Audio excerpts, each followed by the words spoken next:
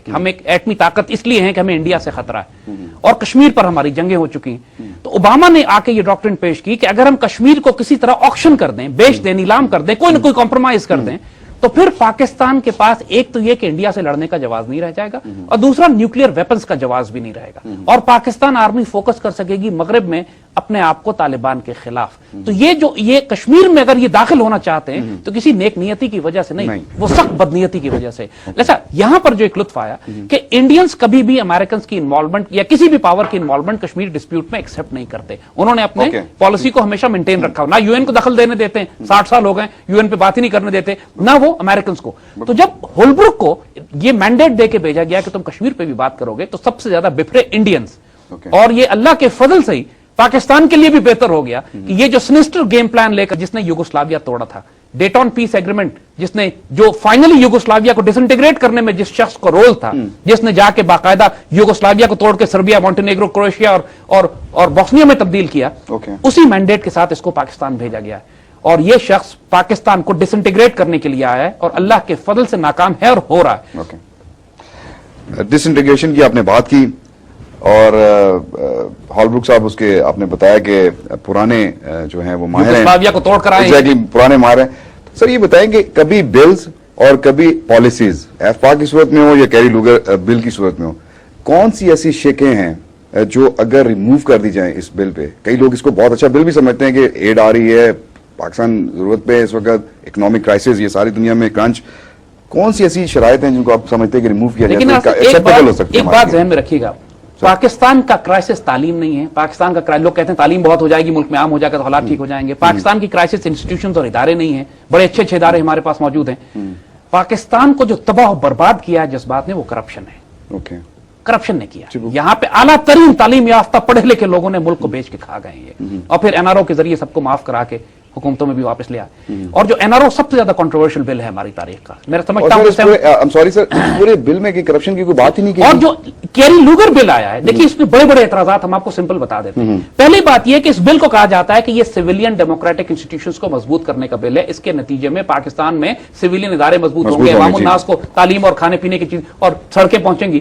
سوال یہ ہے کہ اگر یہ سویلین اداروں کو مضبوط کرنے کا بل ہے تو اس کے اندر ملٹری شرائط کیوں رکھی گئی ہیں؟ یہ کیوں رکھا گیا ہے کہ پاکستان کے جتنے ایٹمی سائنسدان ہیں, باقاعدہ الفاظ استعمال ہوئے ہیں ڈائریکٹ ایکسس کے. یعنی ڈاکٹر قدیر سے بات اب آگے چلی گئی. پہلے تو ڈاکٹر قدیر کے خلاف بات کرتے تھے, ایک ہی شخص تھے, اور یہ کہا انہوں نے کہ جو پاکستان کے تمام نیوکلیئر پرولیفریشن, یعنی اگر پاکستان انوالوڈ ہے پوری دنیا میں ایٹمی ہتھیاروں کے پھیلاؤ میں, یا پاکستان دنیا میں کہیں سے ایٹمی ہتھیار لے کر پہنچ رہا ہے, تو سارے نیٹ ورک کی تفصیل ہمیں دیں گے اور اپنے تمام ایٹمی سائنسدان جو اگر یہ انگلی رکھ دیں جس پر, ہمیں وہ سائنسدان ان کے حوالے کرنے پڑیں گے فار اے ڈائریکٹ ایکسس. یعنی یہ شرائط. پھر یہ شرائط کہ پاکستان نیبرنگ کنٹریز کو بھی گارنٹی دے گا کہ پاکستان سے کوئی دہشت گردی نہیں ہو رہی. اب نیبرنگ کنٹریز کون ہے؟ ایک طرف انڈیا, ایک طرف افغانستان ہے. یعنی پریکٹیکلی اس بل کا مطلب یہ ہے کہ انڈینز اور افغانز سی آئی اے کے ساتھ سرٹیفکیٹ دیں گے ہر سال پاکستان کو کہ پاکستان سے دہشت گردی نہیں ہو رہی, پاکستان جو ہے وہ دہشت گرد ملک اب نہیں رہا, جو کہ وہ کبھی نہیں دیں گے, اور لہٰذا آپ کے پیسے کبھی نہیں پہنچیں گے. اور پھر جو یہ آپ کو جگہ بتائیں گے کہ جہاں انہوں نے باقاعدہ کوئٹہ اور مریدکے کا نام لکھا ہے نا, کس بنیاد پر, کون سا ثبوت ہے کہ کس جرت کیسے کی انہوں نے کوئٹہ اور مریدکے کا نام لکھنے کی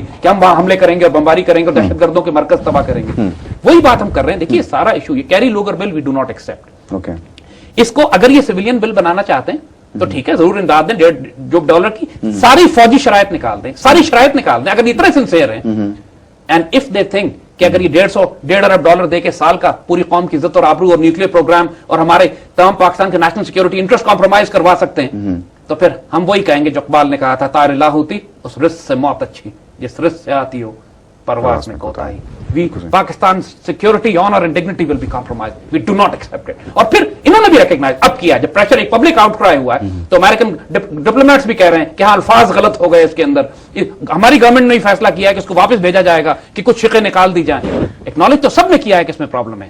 تو Kerry Lugar bill is an insult, can not be accepted, اور ہمیں ایسا رسک نہیں چاہیے ان کا. پلس دوسری بات کہ اس میں کرپشن پر کوئی بات نہیں کی گئی. اگر سول اینڈ ڈیموکریٹک انسٹیٹیوشنز کی بات ہے تو کیری لوگر بل میں ایک شق یہ بھی ہونی چاہیے تھی کہ پاکستان میں کرپٹ افراد, کرپٹ حکمران, کرپٹ ادارے نہیں ایکسپٹ کیے جائیں گے. بالکل سر, ان کو تو پروٹیکٹ کیا جا رہا ہے. کرپشن کی کوئی بات نہیں کی گئی, جبکہ نوئنگ فلی ویل کہ پاکستان از कि हुक्मरान are considered one of the most corrupt in the world. हमारा करप्शन इंडेक्स पे देख लीजिए ना, ट्रांसपेरेंसी इंटरनेशनल ने पाकिस्तान को कहां निकाल के रखा, नाम तो नहीं कह रही है, बिल्कुल सही। ट्रांसपेरेंसी इंटरनेशनल ने कहां फिगर प्लेस किया। Unfortunate। तो ये हमारे हुक्मरानों की वजह से, गरीब मिस्कीन जो बेचारा आटे दाल चावल की लाइन में खड़ा भूखा मर रहा है, वो तो करप्शन नहीं कर रहा है। करप्शन तो वो कर रहे हैं जिसके हाथ में इख्तियार और इख्तिदार है। और जो कौम 3 महीने से चीनी के भाव, जो हुकूमत 3 महीने से चीनी के भाव तय नहीं कर सकी, हम उससे ये कैसे तवक्को करें कि पाकिस्तान के नेशनल सिक्योरिटी के मामला भी वो तय कर सकेंगे। जी बिल्कुल।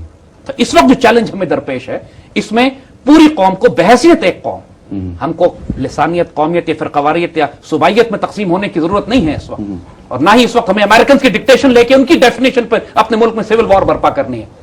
Somebody has to take very serious decisions। अगर हुकूमत नहीं लेती है तो कौम ले, कौम नहीं लेती तो आर्म फोर्सेस लें। बिल्कुल सही। लेकिन हमें अच्छी तरह मालूम है कि हमारा दोस्त कौन है और दुश्मन कौन है।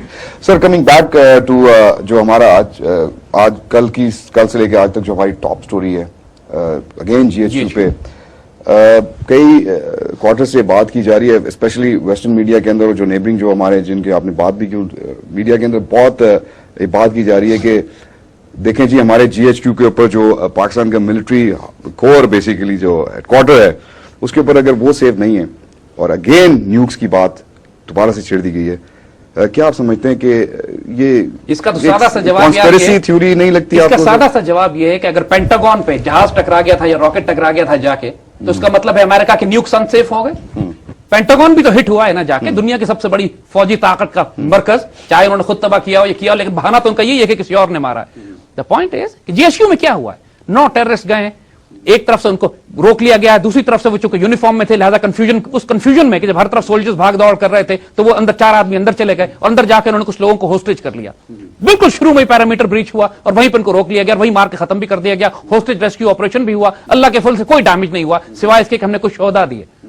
ना हमारे GHQ को नुकसान पहुंचा, ना हमारे न्यूक्स को नुकसान पहुंचा। और न्यूक्लियर एस्टैब्लिशमेंट्स और ये GHQ, अगर आप पिंडी में जिसने भी देखा हुआ है, ये प्रैक्टिकली पब्लिक प्लेस है, सैकड़ों गाड़ियां रोज उसके पास से गुजरती हैं। इसीलिए GHQ को यहां से शिफ्ट करके किसी और जगह ले जाने की बात की जा रही थी कि जहां पे प्रॉपर पैरामीटर के साथ एक, ये GHQ अंग्रेजों के जमाने का बना हुआ है, आज से 100 साल पहले, 150 साल पहले जो GHQ बना था, आज भी हम उसी को इस्तेमाल कर रहे हैं, उसी एनवायरमेंट में।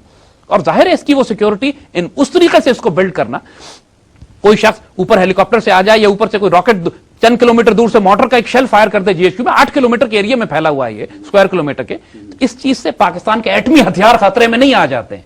It's a small event, it happened, it's over, alhamdulillah, and went beautifully. Okay. So हमारे कमांडोज को, हमारे SSG को पूरा क्रेडिट जाता है। ये मानने के लिए लोग तैयार नहीं थे कि एक सुसाइड बॉम्बर जो 22 आदमियों को लेके बैठा हुआ था, उसको एलिमिनेट कर दिया और माशाल्लाह उसको मौका ही नहीं मिला कि वो सुसाइड जैकेट अपनी उड़ा सकता। और हमको अपने पूरे कमांडोज पूरा क्रेडिट, पूरी इज्जत, पूरी रिस्पेक्ट देनी है इस डेयरिंग नेशन को, इसके सोल्जर्स को, जवानों को, and specially the SSG who did a fantastic job. We salute them माशाल्लाह। सर आप इस पूरे एपिसोड पे जो कल हुआ और जिस तरह उसको टैकल किया, आप समझते हैं कि हमारी आर्मी ने उसको और हमारे SSG के जवानों ने उसको बहुत अच्छी तरह टैकल किया?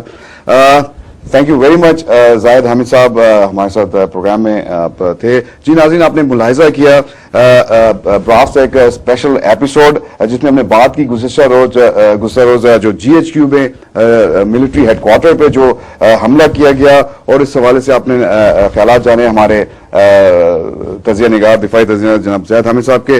बहुत बहुत शुक्रिया जाहिद हामिद साहब, एक दफा फिर आपके तशरीफ लाने का। नाज़रीन, हम आपसे इजाजत चाहेंगे, अगले हफ्ते के लिए एक और बर्निंग इशू के साथ हम आपके साथ हाजिर होंगे। टिल देन आपसे खुदा हाफिज हम कहते हैं यहाँ पे स्टूडियो से। अल्लाह हाफिज और इंशाल्लाह सी यू नेक्स्ट वीक।